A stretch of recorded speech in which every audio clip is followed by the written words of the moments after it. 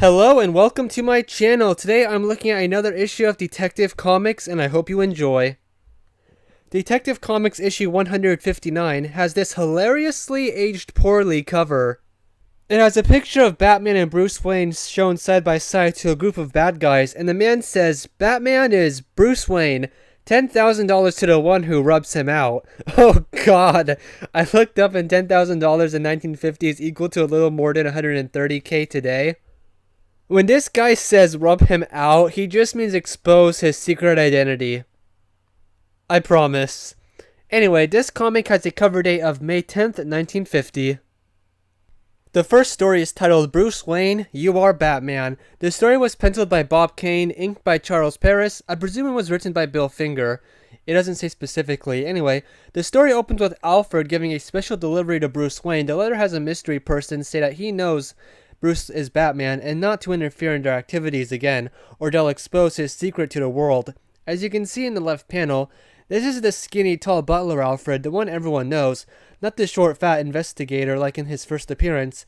This change with Alfred happened because Alfred was a different type of character in the comics in the 40s serial TV show. Well, with that letter, now Bruce and Dick need to sneak out of their mansion to fool whoever thinks they're Batman and Robin. To do this, Bruce makes it look like they're boxing at night, so whoever is watching the house sees them at the window while Batman is out committing justice. So, who knows their identity? Well, this random guy is a little crime boss and decides to just casually investigate who Batman is, and actually guesses it correctly. I mean, I guess it makes sense, but this guy is not Penguin or the Riddler, etc., etc., and it was done very quickly. The fact that it's a no-named guy, really, I mean, The criminals and their leader, Mr. T. Worthington Chubb, got to Wayne Manor at the end of the story and kidnapped Bruce Wayne and Dick Grayson to try and prove once and for all that they're Batman and Robin after failing too many times. Yeah, Mr. Chubb is super stubborn. Mr. Chubbs, yes, and I too can't believe that's his real name. Okay, he is still convinced that Batman is Bruce Wayne and will commit another crime with Wayne held captive, and if Batman doesn't show up, that will confirm to him that Bruce Wayne is Batman. The biggest problem with this idea is it assumes Batman only has his gang's crimes to worry about.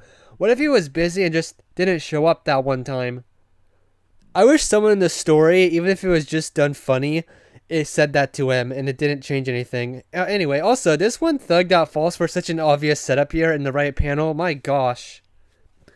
Anyway, when Bruce and Dick are alone with one of the guys, Dick Grayson knocks him out, and Bruce Wayne uses his makeup skills to disguise himself as the criminal and the knocked out criminal as Bruce Wayne. I guess he had that makeup stuff in his coat he brought with him. I like that Bruce Wayne shows off his mimicry skills here again, in appearance and acting. The ending has Mr. Chubbs finally convinced after 3 times of being proven wrong, well, proven wrong, quote unquote, that Batman is not Bruce Wayne. And I like how the story finishes on a funny line by Bruce Wayne and the thug making a crack on his boss. There's a panel where we see a diagram about what's under Wayne Manor and its property. I always like comic panels like this. I like that Batman solves the criminal's next plan by having one of their special knives. The knife is specifically used to cut artwork, so Batman figures the criminals are robbing an art museum. And yes, Bruce Wayne had all his rich friends and wards dress up as Batman and Robin, so he and Dick could sneak out of a party without causing suspicion from the bad guys. Although, I'd say this could cause suspicion from his friends.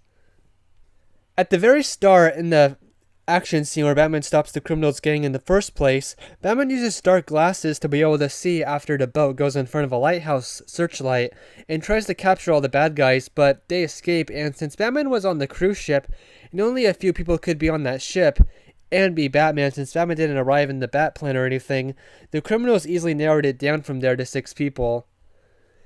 There's some things I want to say. One, this whole story wouldn't have happened if Batman just thought ahead a little bit, like I said, call in the Batplane and make it seem like he wasn't just on the boat as a passenger.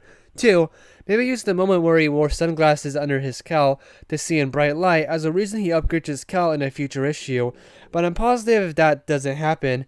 And 3, I didn't really like this story. It's unoriginal, and 3 times Batman had to fool this random criminal boss who never returns again, This story reminds me of the last Detective Comics issue I reviewed, but there it was a Robot Man story, not a Batman story, and a robot being used trying to trick a villain who discovered Robot Man's secret identity. And speaking of Robot Man, he has a story in here that is titled The Strongest Scoundrel on Earth, made up by Frank Bull and Tom Cook.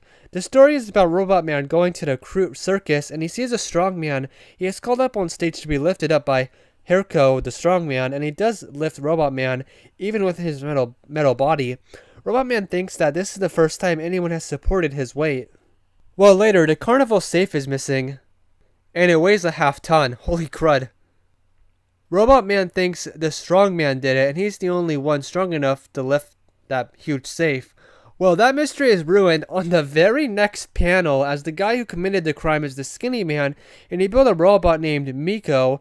Yeah, and the name of the strong man is Herco. A little confusing because of the names being so similar. But yeah, the skinny man had the safe robbed.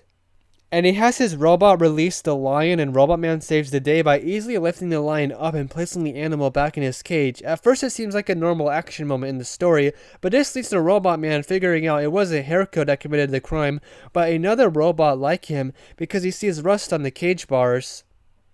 Robot Man heads to the tent. Herco is in there to tell him what happened, but the skinny man has Miko fight Robot Man, but the hero easily defeats the ugly-looking Miko, and when the robot is broken, a part of the robot shoots off and knocks the skinny man out. The end. What to say? Well, I like that the setting was at a traveling carnival, and the beginning where Robot Man was lifted by a human being was fun, and these two, criminals, the skinny man and his robot, he's actually called the thin man, not the skinny man, but whatever, they never show up again.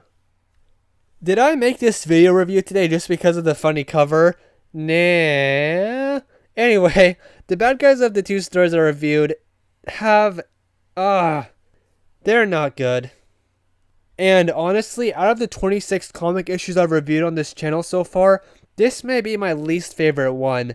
Yes, the last detective comic I reviewed also had unoriginal stories, but here the different plot beats didn't work so much for me. But I still had fun making this video, and I'm glad I did it. With that said, thank you for watching, and have a good day.